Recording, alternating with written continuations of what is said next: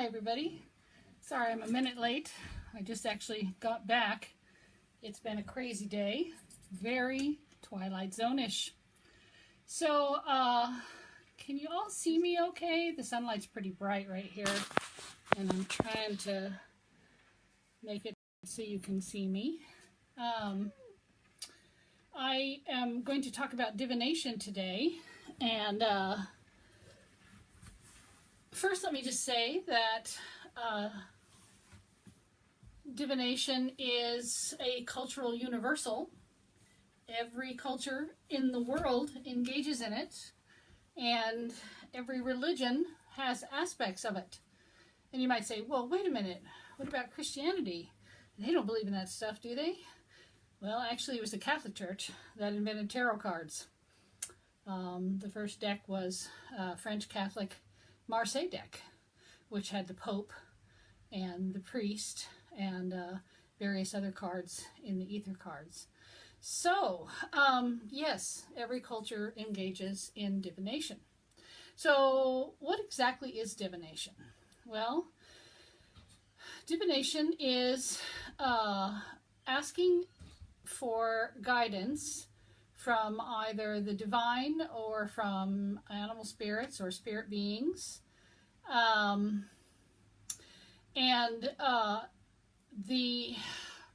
The tools that we use, there's always some kind of tools involved, is kind of viewed as a sort of a mechanical process of religion. So what kinds of divination are there? Well, there's tarot cards, of course. That's a common one. We think of things like pendulums. Lots of cultures use a lot of different kinds of things. Some cultures crack a shoulder bone of an ox and read the cracks. Some use finger bones or toe bones of animals. Some use stones, rune stones, which are the Norse language stones that have the symbols on them. That's a divination practice. I have a crystal ball, and crystal balls gazing is considered a divination practice. Anything that is in the category of soothsaying, foretelling, fortune telling, second sight, in Scotland, the Weirden. There's a lot of different names for it. And so it's a behavior that we see throughout the world in every religion. Every religion uses it. And they use it for a number of different purposes. I know we often think of tarot cards as being used to tell the future, but oftentimes tarot cards are actually used to try to figure out what's going on, like what is the energy of what is happening in your life at the moment. Like something happened to you and you want to know what it means. You might draw tarot cards. You might also draw tarot cards to try to figure out something that happened in the past or to answer a question. And that leads me to one of the uses of tarot cards that we see frequently in cultures of Africa and some other cultures of the world is divination as a judiciary sort of tool. Yeah, you heard that right. A judiciary sort of tool. And that, most people, the first response I usually get with that, at least from students, has been, oh my God, how can you use divination for, judicial purposes? Well, the thing is that if you go into a modern courtroom and you look at how people are assessing guilt or innocence, they're watching a person's face, they're asking a lot of questions, and then ultimately the decision is up to an impartial party, a judge, who makes a decision about who he thinks is guilty or innocent. And that sound you hear in the background is hay being baled, so please forgive us. It's a little bit loud. And I could shut the window here. Hold on a second.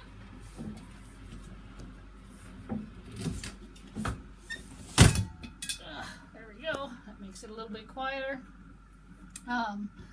So using it as a judiciary purpose, we do that sort of thing, really. I mean, we have a guy listen to a lot of stuff and then he makes a decision. In certain cultures in Africa, there would be a similar sort of thing where there would be a lot of questions asked and a lot of observation done, and a decision would be made about guilt or innocence based on the answers to those questions and the observations. And the person who is doing the divination is, I would say, in some ways probably manipulating the equipment. It's difficult to say how they view it. What I can say is that it is used in such a way that if a person is determined guilty, there's usually a lot of conversation before guilt or innocence is determined.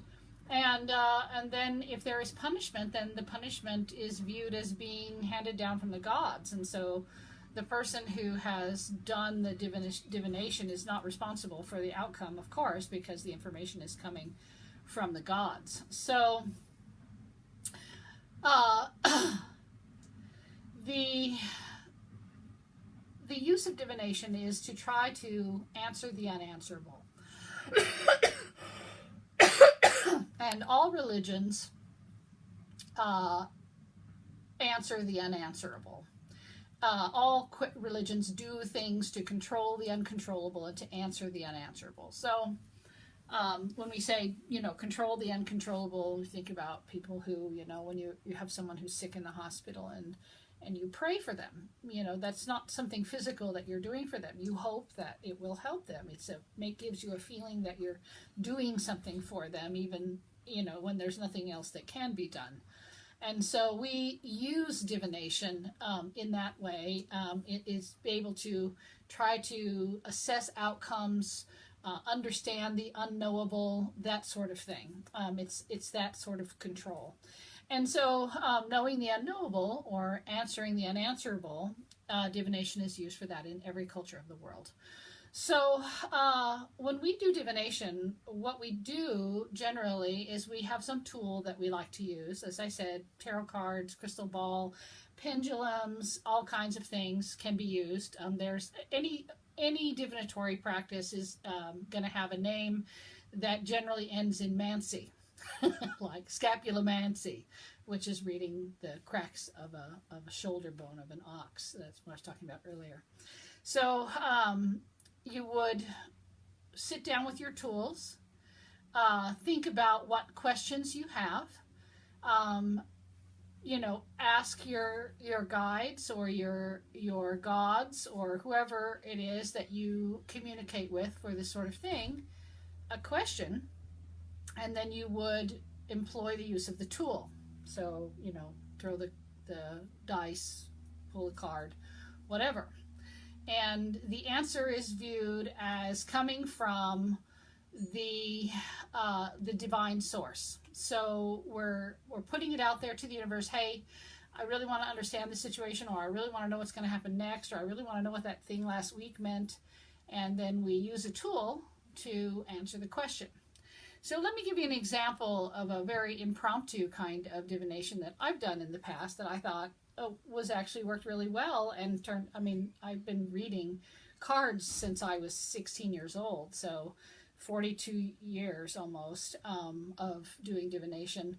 And I felt I was in a situation where I had a lot on the line and I didn't feel like I could entirely trust myself reading cards, and just because sometimes you want to read into them things that you would like to see. And so I did this thing where I went out to this sort of pond that was a place where a little wild stream ran into a pond, and then it widened out into a kind of a pool with a little bit of a flow, and then went into another little stream. And I stood at the top of the stream, and I had 2 daffodil flowers. And I held the daffodil flowers in my hands, and I asked my question, and I was asking about a relationship. And so I asked if the daffodils, flowers stayed together the whole length of the pond, then the relationship would last and it was worth continuing to pursue.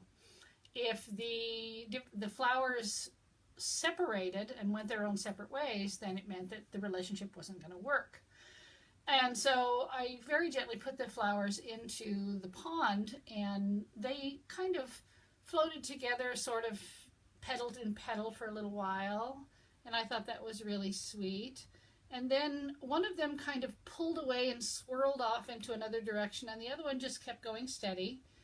And I thought, okay, well, there you go then. And I kept watching them, and they kept they'd come together and then go apart, and then come together and then go apart. And then they came together at the end of the pond, and then one of them took off down the pond, and the other one kind of got stuck in the bank. I thought, well, all right, I'm not sure how to interpret that. But I can tell you what happened with the relationship. The relationship went in and out and in and out of being, where we were very, very close. It was a magical relationship, so there was a lot of magical associations, and it was difficult to let it go. And then we went apart again, and there was a big blow up, and then we went back together, and then we went apart, and then we went back together, and then, one of us continued on, and the other one stayed in the situation that they were in. And so I really think that, really any kind of tool can be used for divination. Divination is the type of, tool or protocol that is really, it's about what's inside you and what your connection is with the supernatural, or with the guides or spirit, keepers, or whatever you want to call them. Every society has a different name for that which gives us answers. But that is the purpose of divination, is to reach into the ethers and get an answer to a question. So with that said, I have found for myself the best divination tool is tarot cards. But I have used pendulums, and I have used crystal balls, and I have used stones, and I have used runes. And there are some differences in the way they work. For example, tarot cards are like playing cards. In fact, you can actually read playing cards almost exactly the same way. I've known a few gypsies in my life who did readings with regular playing cards, and they were just as insightful and in depth as any kind of tarot cards. Different tarot cards also have different energies. I have, one deck here that's like a Brian Froud fairy deck, and it's got some crazy energies of its own, and it answers questions in very fun and whimsical ways. I also have another one, which is Daughters of the Moon deck, which is all women except for one card, which is Pan, is the only male in the whole deck. And it was put together by a really powerful Dianic Wiccan. And it's very much about the woman's journey. It's not a good deck to use for men generally, unless the man identifies as female. And even then, I find it not as good for that purpose. I also have others that are more general. This is a more general deck here. This one is like a shapeshifter deck, is more Celtic animals in origin. And then there's some decks of cards that aren't even tarot cards. Like this one is goddesses and sirens, and it's just different goddesses in kind of a warrior mode, and it's about, having a goddess walk with you through various hard things, that sort of stuff. Now, using something like a pendulum, you would just hang the pendulum and ask it to show you yes, and it'll either swing back and forth or go in a circle, and then show you no, and it'll do one the other thing, and so then you know what its answer is, yes or no. And so you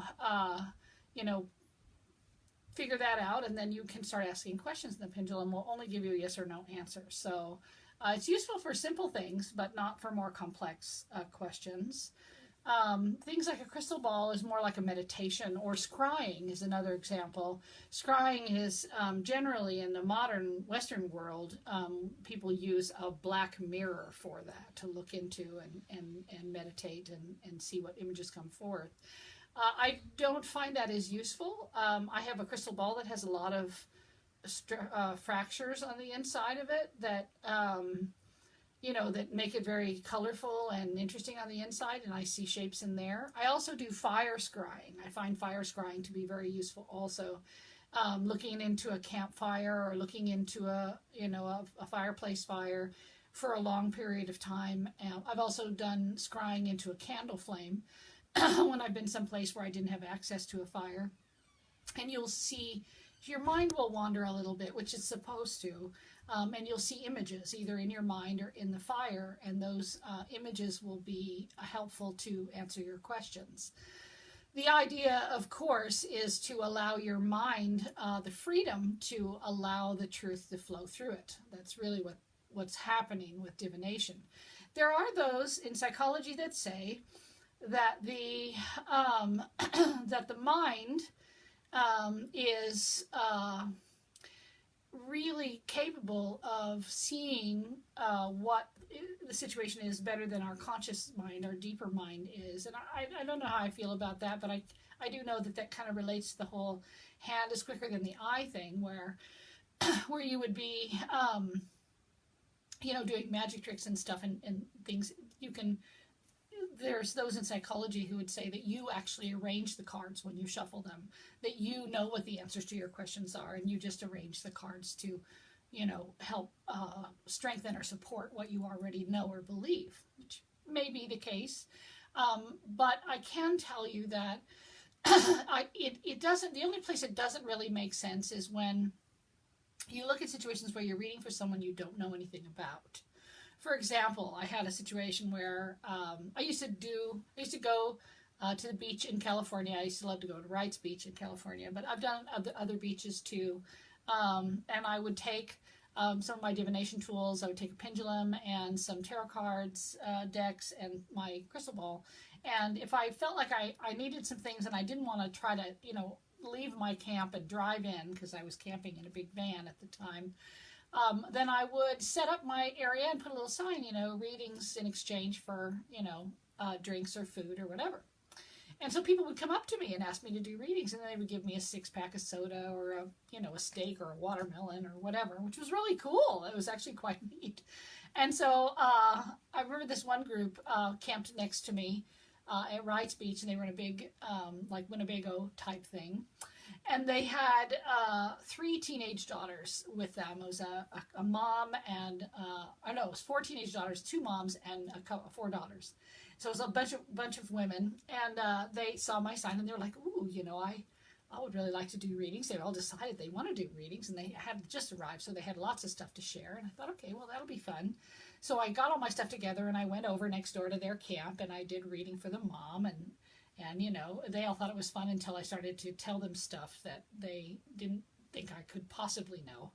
And, and the eyebrows were getting raised. And then I got through all of the women, except for one last daughter who finally decided at the end that she would have hers read. And there was some big secret. I suspect she was either pregnant or there was some other kind of thing. And moms didn't know. And it came up in the deck so clearly that it was all I could do not to say, are you pregnant? But what I did say, everybody's eyebrows went up and the teenage girl started crying. And that was crazy. And, they all thanked me profusely and brought me over a bunch of stuff. And then they packed up their Winnebago and left just as fast as they could. So, don't ask if you don't want a real answer. Is also a good lesson. Divination is fun and cute and all of that, but it also is serious business to someone like me. And if you ask a question about something and you get a real answer and that scares you, then you have no business sitting in that seat of the questioner. So that was a fun experience. And I actually ended up with a whole ice chest full of stuff. And all the ladies left. And I'm not even sure what happened after that, but it was pretty clear that there was some crazy going on. So, my experience with reading is long. I've been reading for, as I said, about 42 years. I won my first deck of tarot cards, which is a Rider-Waite deck, which is the original, kind of not Marseille original, but probably the next step up. And it's actually sold as a game by the Doyle card making people. They think of it as a game, like a Ouija board. A Ouija board is also considered a divination tool. And I don't have a Ouija board. And I know people associate Ouija boards with witches, but I think a Ouija board is an incredibly dangerous thing. And the reason I think that it is because I've seen crazy stuff happen with it. And it's a divination tool that doesn't just answer questions, it opens a door into the other world. And that just is crazy. I mean, people don't know how to deal with that. If you're not trained at making a circle or making a protected space, it's like a beacon to anything that's on the other side. And I've had things come through from the other side that were not nice and that were not very easy to get rid of. So yes, divination is a magical act. It is. And it does, I think some kinds of divination are much more dangerous, I guess, than other kinds. I don't feel like tarot cards are dangerous. They are magic. It is magical work, but I don't really feel like there's a doorway that's opened. But when you call on the spirits to answer your questions directly, like you do with the Ouija board, that's a different thing, I think. So maybe it's just splitting hairs, but for me, I've seen some crazy stuff go down with those things, and I do not own one because they frankly scare me. So there's so scrying is one, scrying into a black mirror, scrying into a flame, scrying, you could scry into water. Water scrying is also not unusual, or smoke scrying, looking for shapes in smoke. And then tarot cards kind of readings where we are using, I think it's cartomancy, using some kind of cards, and they're not always tarot cards. Sometimes they're animal cards or goddess cards or things like that. Using a gazing crystal, or I have several gazing crystals that I use, depending. This one I also use. I use this as a wand as well. This is a fabulous crystal also. My dear departed friend Grandpa Witch gave me this years and years ago, and I use it for visioning. And visioning, the difference between visioning and divination is that with visioning it's more of an open-ended, like you just show me something, show me, whatever you want to show me. But when we're doing divination, we're asking questions. So we can use actually things like crystals for divination, but we also can use them for visioning as well as scrying, that sort of thing. It's kind of a overlap there. Pendulums are used, bones are used, seashells are used. And also in some traditions, for example, in the Andean mountains, some of the Andean descendants of the Maya also read entrails. They'll kill a guinea pig and read its entrails to try to tell what's wrong with a patient. And you'd be surprised just how on the money they are by doing that. The Hmong use chickens for the same purpose. They believe that chickens have the ability to see and know the other world, and so they will use a chicken. They will kill it as a sacrifice, and then do the divination with the entrails also. So, as I said, divination is a universal practice. Every culture in the world uses it. Every culture in the world believes that the supernatural can and does answer questions for us when we ask. And every culture in the world has a number of different uses for it, not just, asking a straight up question, but as I said earlier, things like judiciary decisions, things like that, it's also used for. So I think that's most of what I wanted to say. I wanted to see if any of you guys had any questions. I see that we have about 5 people on watching, so if anybody has any questions about divination, or if there's anything I haven't covered that you would like me to cover, I'm happy to do that. I still have about 5 minutes. Also, I wanted to let you know, too, I put out the schedule for July, and this weekend I'll be going to Veritas Genii, which is an event that is herbal spiritualism and ethnobotany. These people are kind of the same type of folks that do the Findhorn stuff in Scotland, where they have direct contact with the spiritual beings of plants. So I'm really excited about that. It's kind of like graduate school for herbalists, which I'm excited. And my plan is to take a lot of notes, go to every talk that is offered. I'm going to do a couple of extra workshops also, and I will next Wednesday, I will report on what I thought about it, what happened there, what kinds of things I learned, do I think it's worth it, what was the experience like, that sort of thing, in case anyone, would like to do something like that. It's really very much the deep end of wort cunning, which is magical herbalism. So I'm very, very excited about that, and I get to go with a friend of mine who will be staying the night. I won't be staying the night because I need to sleep in my bed.